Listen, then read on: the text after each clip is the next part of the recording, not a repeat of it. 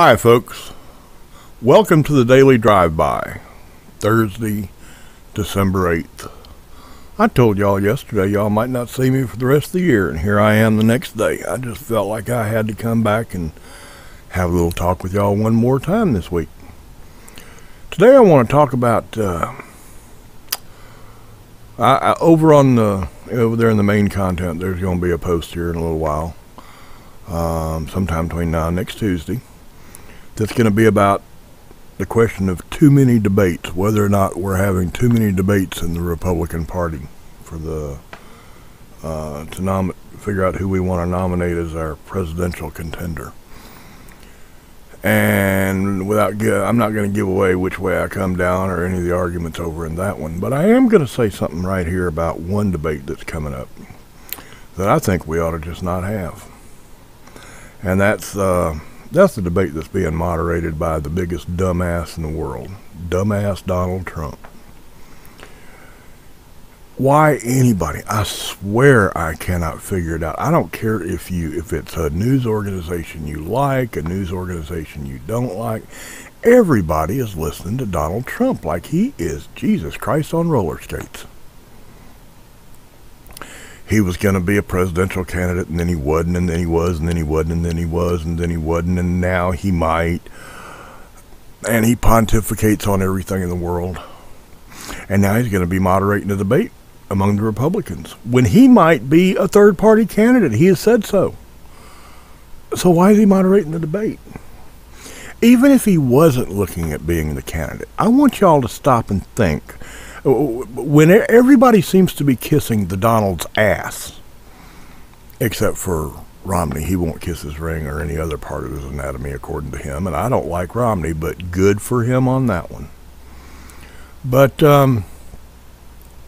everybody's kissing Donald's ass. You got Fox News has him in on Fox and Friends asking his opinion on stuff. You have Sean Hannity asking him his opinion about stuff. You even have somebody that I really like on Fox News is Neil Cavuto. And you've got Neil Cavuto saying, well, the Donald said this and the Donald said that. Well, just who the hell is the Donald anyway? The Donald is a rich, spoiled brat kid who has never grown up. The Donald is rich because of one thing. His daddy died and left him a shitload of Manhattan real estate. The real estate that Donald's daddy left him was worth way, in today's dollars, way the hell over $1 billion. Well, you know what? If you give me $1 billion, I can go out and play in the big pool too. First time you ever heard of Donald Trump was why? Stop and think about it for you folks that have a little bit of age on you. When was the first time you ever heard of Donald Trump? When he filed bankruptcy. His daddy left him over $1 billion, and he was such a piss-poor businessman and such a piss-poor manager that he filed bankruptcy. And even that didn't make news. What made the news?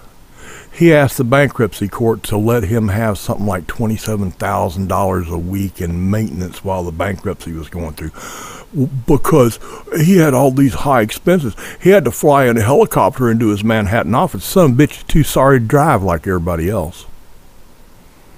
And that was the start.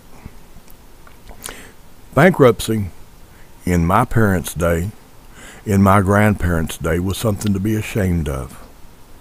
It was something you avoided at all costs. Sometimes you had to file bankruptcy.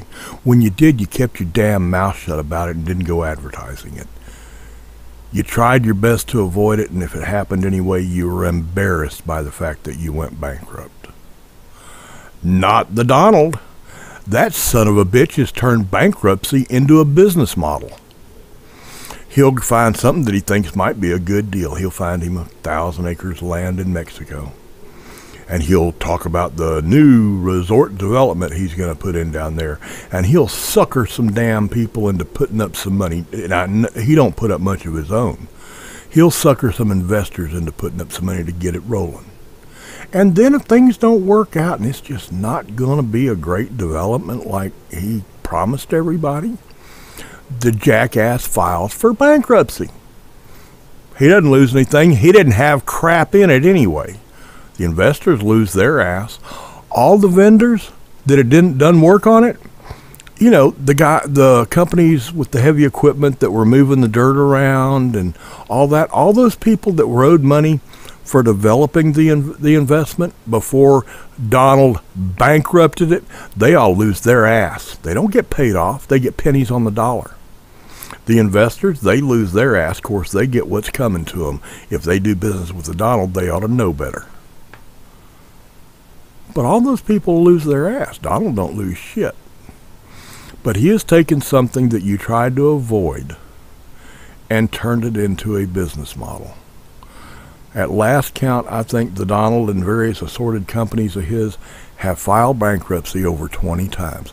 And this is the smartest son of a bitch on the face of the earth when it comes to business, that everybody just kisses his ass about who should be president and what's wrong with the country and what changes should we make. Donald doesn't know how to change his frickin' underwear without a banker's help. Y'all watch the show over in the main content that'll be coming up in a few days, and you'll know how I feel about all these debates, because there are a lot of them. But before that show, you just remember, as far as the Donald debate, Mitt Romney has blown it off. Newt Gingrich has embraced it. Everybody else is still sitting on the fence. They need to fall off the fence on the side against the debate. That debate needs to come down to Newt Gingrich and Donald Trump sitting there talking to each other. That would be about fitting, that they sit there and talk back and forth to each other, because they deserve each other. Both of them are sorry. Both of them are completely lacking in morals and ethics, and they deserve to just sit there and talk to each other. Of course, the viewers watching the debate, they won't like it that there's only two people debating. It'll actually piss the viewers off, all three of them. So until I see you next time, y'all remember, use that little widget down there in the sidebar, Common Sense Conversation.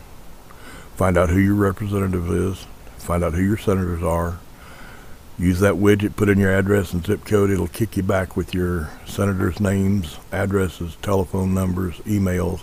It'll do the same thing for your representative, and you call them and raise hell about everything they do wrong. When they ignore the Constitution, when they use the Constitution as toilet paper, you call them on it. And anytime you come in contact with one of your elected officials, you remember, the last thing you do before you walk away is look them straight in the eye and remind them, we don't work for you. You work for us. So until I see you again, y'all have a good day. Y'all have a good week. And remember, y'all come back now. You hear?